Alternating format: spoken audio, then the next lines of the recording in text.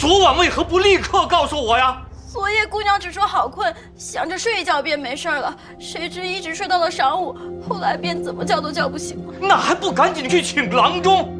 婢子已经去请过了。那怎么能可解呢？他是不是吃了什么、喝了什么不干净的东西？你快想想。姜汤，姑娘喝了二夫人送来的姜汤。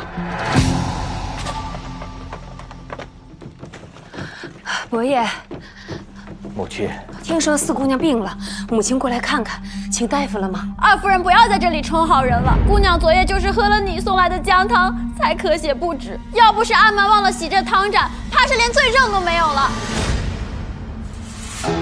确实有此事。你说话呀！姜汤又怎么了？你们怎么冤枉好人呀？母亲，昨天呀，是我屋里的婆子不小心泼了四儿一身水，怕她着凉，所以我特意送来一碗姜汤驱寒的。这姜汤怎么了？李妈妈，你干什么呀？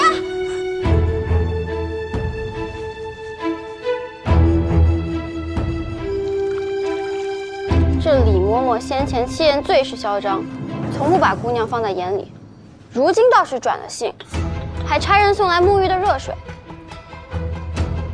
哪里是转性啊？以前分明就是仗势欺人。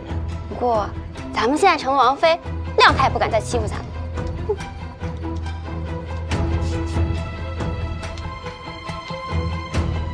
姑娘今夜闻的可又是鹅梨帐中香。梨汁融入沉香，这种香气清甜悠远，最适合夜间入梦。四儿，休息了吗？去看看。二夫人，二婶这么晚来，有什么事吗？我来给你送一碗姜汤。刚才呀，我看他神色不对，问了半天他才承认。哎，但是李嬷嬷她也不是故意的，这姜汤是我亲手熬的，你趁热喝了它，去寒气，别落着病了。既然是二婶的心意，那今日便收下吧。